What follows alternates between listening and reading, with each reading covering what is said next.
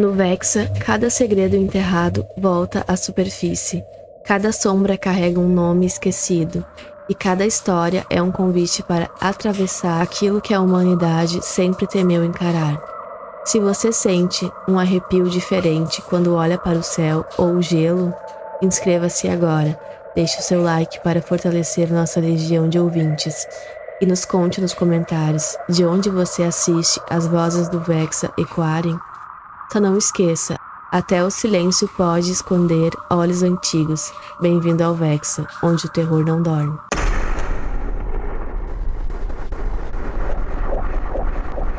Você já pensou que, sob quilômetros de gelo, podem repousar os maiores horrores e os segredos da humanidade? Não apenas fósseis de eras extintas, mas criaturas tão antigas e colossais que sua simples existência ameaça tudo o que conhecemos sobre a nossa origem. O continente branco, deserto de silêncio, foi o palco de uma revelação proibida. E tudo começou com um homem chamado Esteban Salazar, isolado em sua rotina no último ponto civilizado antes do abismo antártico, em Ushuaia. Esteban era daqueles cuja solidão era escolha e também refúgio. Seus dias giravam em torno de amostras de gelo, laboratórios gelados, jornais científicos e caminhadas solitárias entre montanhas e vento, sempre acreditando que as criaturas extremas escondidas nos polos podiam guardar a chave não só de um passado da Terra, mas talvez para mistérios muito mais antigos. Mas nada o preparou para o e-mail que recebeu numa manhã gélida. Uma convocação informal, quase uma ordem velada, para uma missão internacional no coração gelado do setor Vostok 7, sem nomes, apenas siglas, datas, coordenadas e a assinatura de um coronel reformado da Força Aérea Americana. A decisão de partir veio mais pelo fogo da dúvida do que pelo dever. Menos de uma semana depois, Esteban embarcava num cargueiro lotado de cientistas que mal se olhavam nos olhos, voando sobre desertos brancos e oceanos congelados, rumo a uma base secreta, cravada sob a cordilheira Gamburstev, tão antiga que a última luz que a tocou foi a de um sol pré-histórico. A entrada era feita por um túnel que descia quase meio quilômetro até corredores de aço e câmaras ocultas. Lá, o tempo parecia congelado, mas o medo circulava quente e invisível entre militares russos, americanos, israelenses e alguns poucos especialistas civis. Os primeiros dias foram uma sequência sufocante de restrições, olhares atravessados, ordens em línguas diversas e acesso limitado a fragmentos de tecidos que não eram exatamente fósseis, nem carne viva. Havia algo nos fragmentos, uma viscosidade, um cheiro metálico de ferro e incenso queimado, que fazia até as máquinas hesitar. E então, numa noite em que o vento urrava sobre o laboratório, a pesquisadora israelense Yael Ben-Hanan levou Esteban até uma câmara isolada, para lhe mostrar o impossível, uma figura colossal, trancada em vidro temperado e aço, com asas atrofiadas cobertas de gelo, mais de 3 metros de altura, pele translúcida, olhos fechados, mas tudo ao redor parecia esperar que elas se abrissem. Não está morto, sussurrou Yael. Está dormindo. O impacto de ver aquilo, um corpo que era ao mesmo tempo humano e algo além com traços ampliados e quase divinos, quebrou algo em Esteban. Aquelas não eram estátuas, nem restos mumificados. Eram sentinelas, adormecidas, com sangue e mistério, ainda pulsando sobre a pele. E Yael lhe explicou, então a verdade incompleta. Chamavam aquilo de Projeto Enoch. A história oficial dizia que os soviéticos tinham encontrado aquele ser há décadas, mas só agora, diante da impossibilidade de ocultar tudo, chamavam civis para tentar entender o que realmente havia sob o gelo. O que se dizia em voz baixa nos túneis era que aqueles eram vigias caídos, descritos como antigos livros apócrifos, não metáforas, mas prisioneiros de carne e energia. Nos seguintes dias, Esteban analisou amostras do ser adormecido, desafiando tudo o que sabia sobre a biologia. Tecidos vivos, mais diferentes de tudo que já existiu, proteínas com resistência à radiação, traços genéticos que lembravam tanto humanos primitivos quanto formas desconhecidas de vida. E quando a ciência era testada no limite, a base mergulhava em distúrbios. Soldados ouviram vozes, câmeras captavam movimentos, relatos de delírio e ordens sussurravam em línguas mortas corriam entre os corredores de aço. As escavações revelaram não só aquele gigante, mas cápsulas, corpos mutilados, inscrições em línguas que ninguém conseguia traduzir, símbolos que pareciam se mover quando não eram olhados diretamente. Na solidão dos túneis, Esteban ouviu pela primeira vez o impossível. Uma voz grave, suave, que brotava de dentro do gelo. Liberta-me. Ninguém estava ali, mas a frase ecoou em sua mente pelos dias seguintes, misturando-se a sonhos de batalhas celestiais, deuses caídos, cidades engolidas por gelo e fogo. O que era teoria passou a ser terror real. As análises mostravam aquela energia, aquele DNA, não era apenas terrestre, nem humana. Havia uma radiação desconhecida, um padrão que se repetia em artefatos antigos, em pirâmides, em templos esquecidos do Egito à Mesopotâmia. E então, uma noite, um alarme soou. Uma das câmaras fora violada. Esteban correu cruzando corredores congelados e caóticos, ouvindo gritos abafados, ordens que se perdiam no eco, até encontrar 3 soldados mortos, congelados por dentro, sem sangue, como se tivessem sido drenados de vida em segundos. Seguiu as pegadas do ser para além da área arqueológica, onde relíquias de outras eras aguardavam seu destino. E Yael o encontrou, pálida, quase sem voz. Ele está procurando algo. Mas logo ficou claro. Não era um só.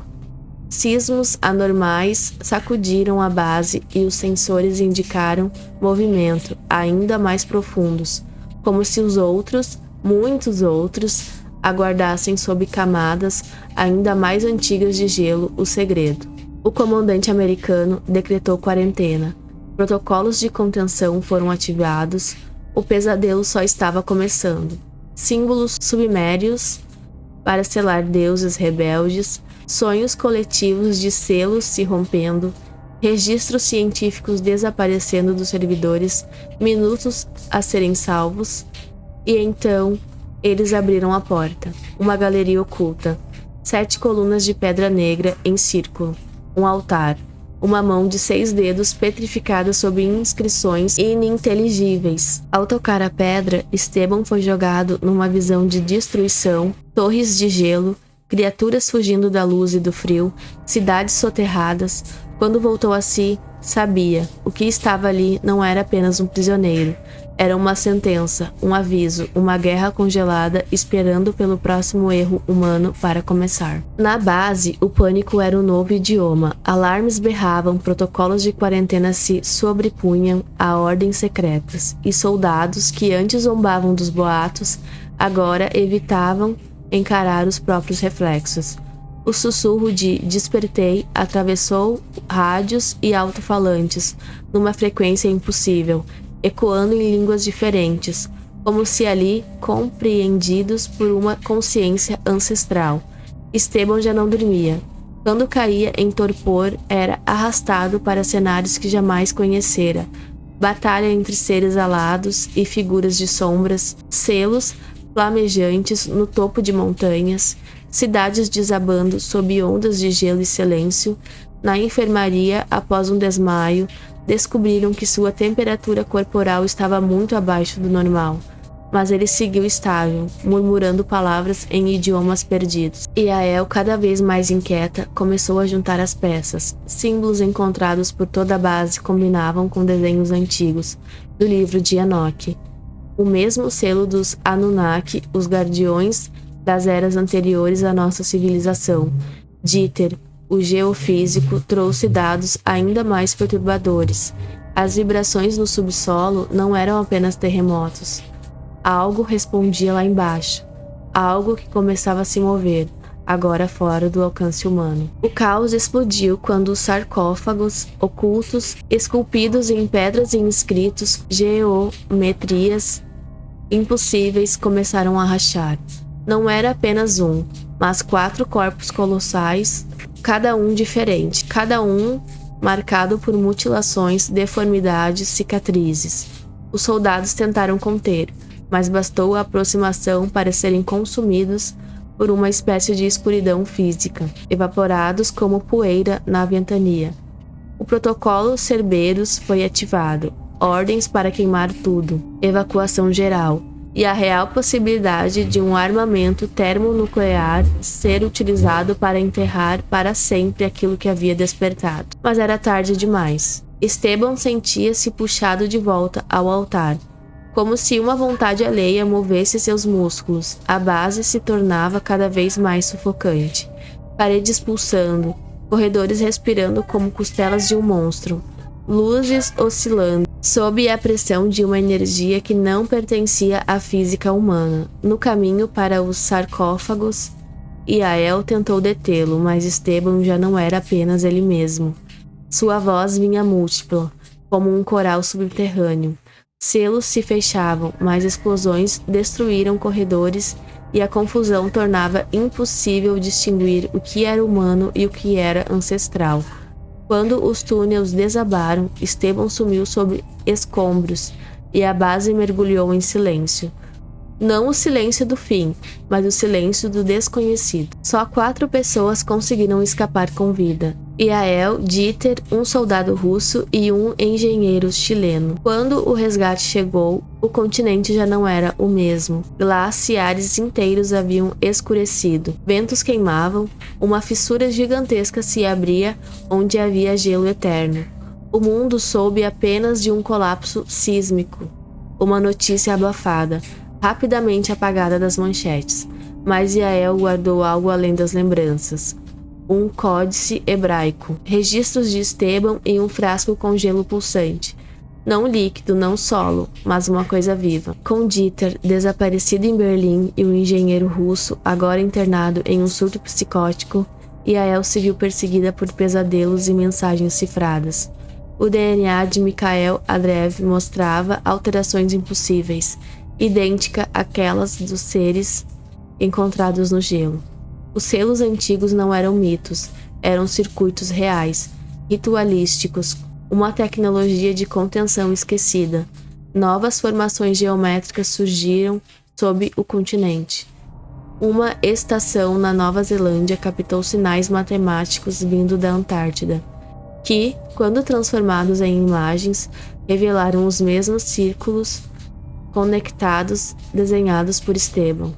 Os selos estavam se reativando, não para proteger, mas para chamar. A paranoia se espalhou, registros genéticos sumiam de arquivos, pessoas envolvidas no projeto eram apagadas do mundo, uma nova expedição foi enviada, oficialmente para monitoramento glacial, mas todos sabiam que era a caça ao impossível.